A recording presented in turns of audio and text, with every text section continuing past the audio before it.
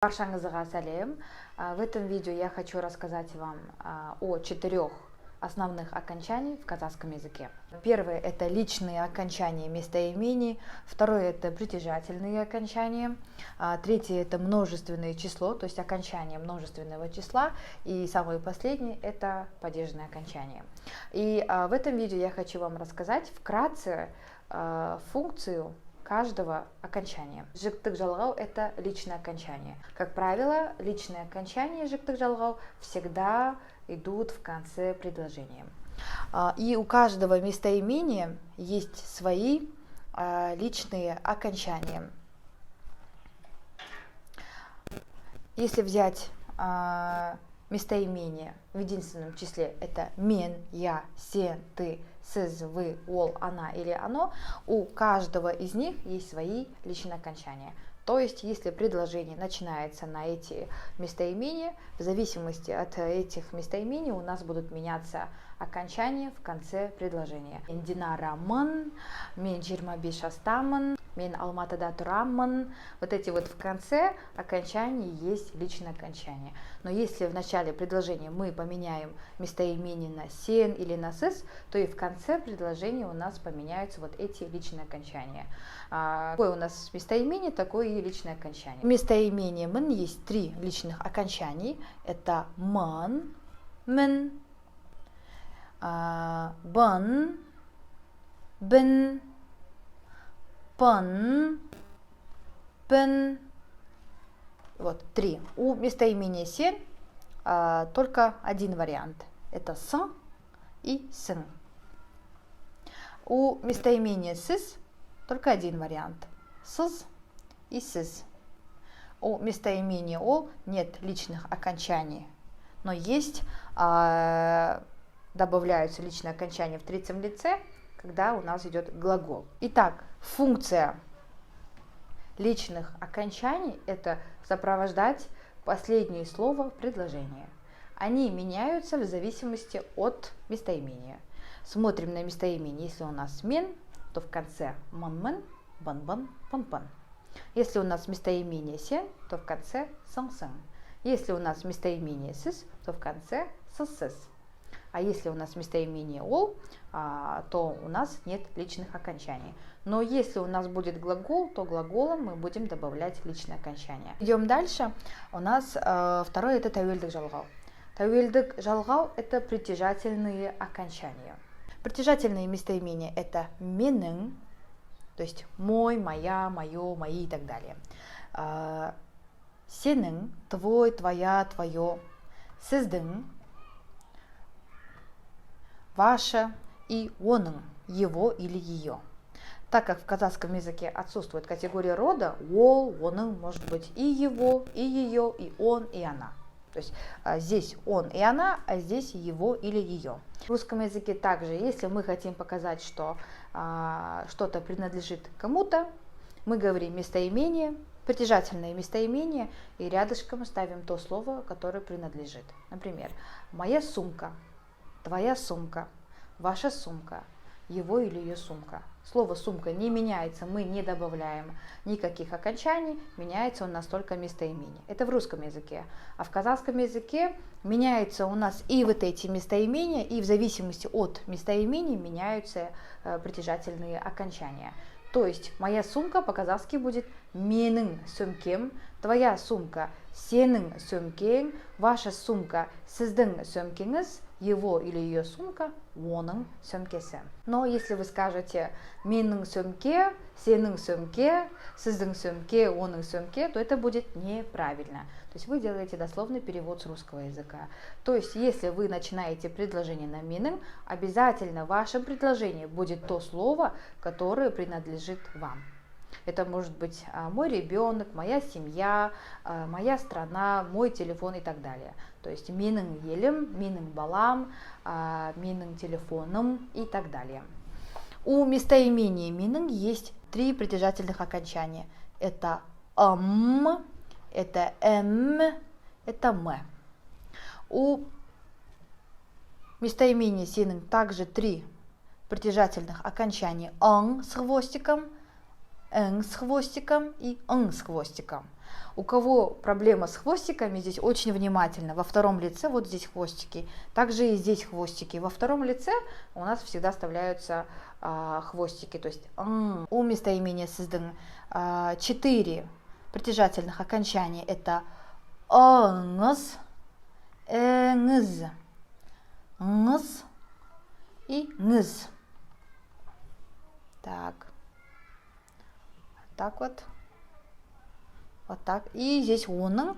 У оның 4 также притяжательных окончаний. Это с, На самом деле, когда мы говорим, не слышно это или Главное, в конце должно слышаться м. Например, менің ағам, менің інім, менің телефоном, менің сөмкем, менің жерім и так далее. То есть не слышится, а слышится только м в конце.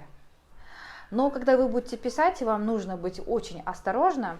Добавляем если у нас твердый корень, добавляем если у нас мягкий корень, а если у нас слово завершается на гласную, то мы добавляем м. Дальше также и здесь не слышится или главное должно слышаться Если мы начинаем предложение на сенің, то обязательно после этого слова принадлежащее слово будет с окончанием ың. Например, сенің сөмкең, сенің атың, сенің домбыраң, сенің телефоның и так далее.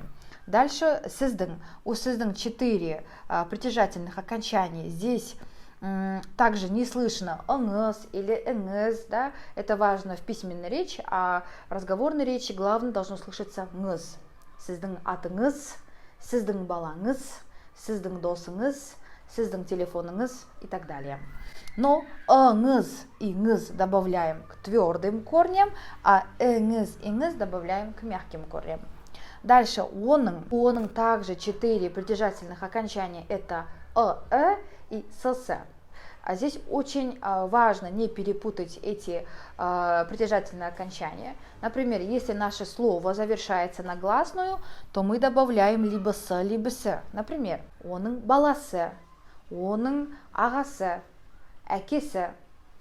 А если наше слово завершается на согласную, то мы добавляем либо либо Например, оның телефоны, его телефон, оның дәптері, его тетрадь, оның кітабы. Что нужно здесь запомнить?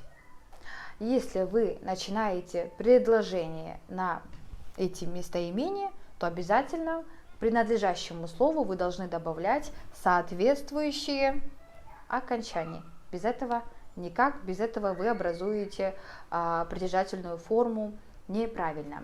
Что нужно здесь еще запомнить? Есть исключение. Я рядышком напишу сюда исключение, потом его стиру. Исключение. Если корень слова завершается на п, то оно при притяжательной форме меняется на б, к меняется на г, а к меняется на г. Один пример. Мектеп, школа. Моя школа, твоя школа, ваша школа, его или ее школа. Менің мектебім, сенің мектебің, сіздің мектебіңіз, оның мектебі. Еще раз. Вот мектеп это у нас корень, завершается оно на п, и чтобы не было такого менің мектебім, п меняется на б. Мектебім, да, вот. Сенің мектебің,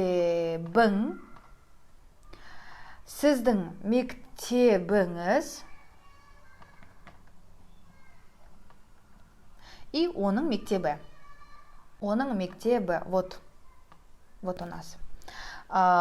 Если вы заметили, можно, в принципе, не говорить притяжательные местоимения, да, но по окончаниям мы понимаем, чья это школа. Моя, твоя, ваша, его или ее.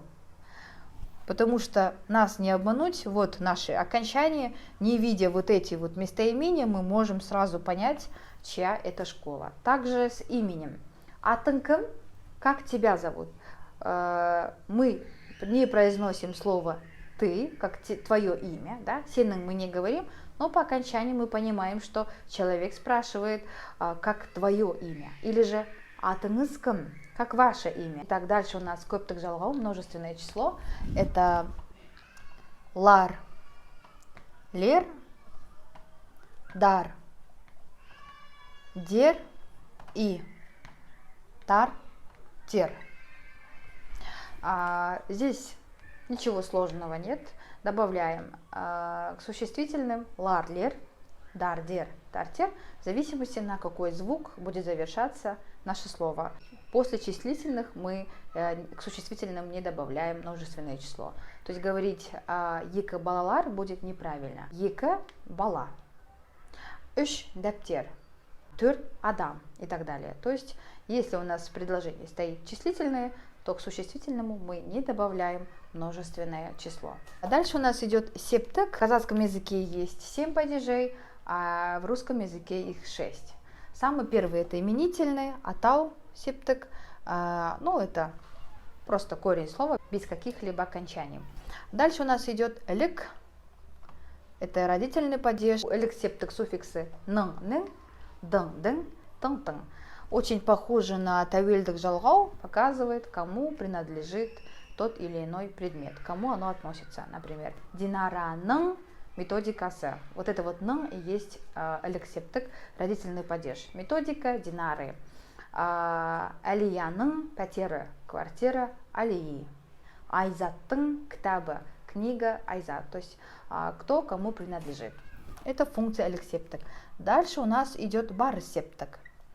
Барсептік от слова бару, идти. Это направительный падеж.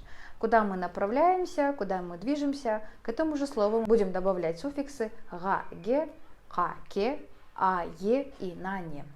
В школу, мектепке, домой, үйге, на работу, жұмысқа и так далее. То есть направительный показывает направление.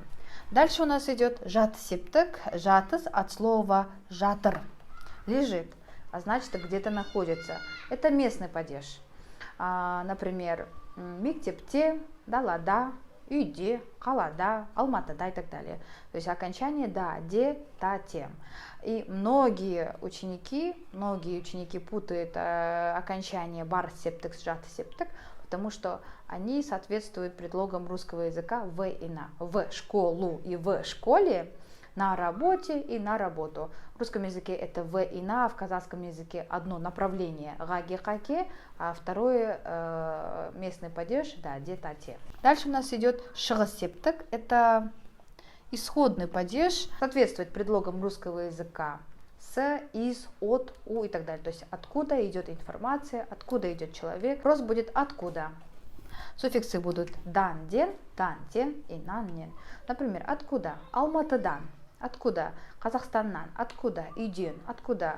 Мемлекеттен и так далее. И самый последний это будет у нас көмектес.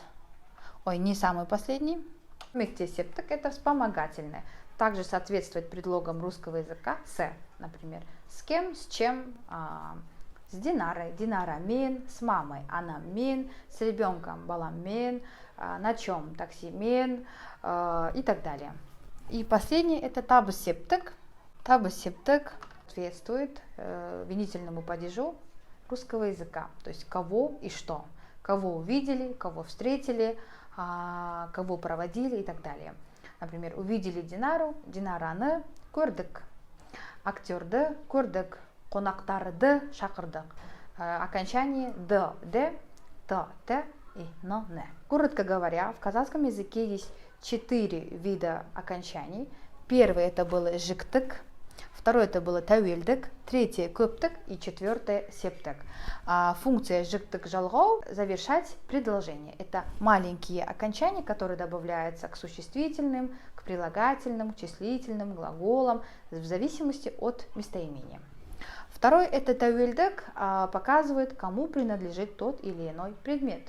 Да, то есть это моя ручка, моя школа, моя жизнь, моя любовь и так далее. То есть также здесь в зависимости от местоимения мы к принадлежащему слову добавляем соответствующие окончания.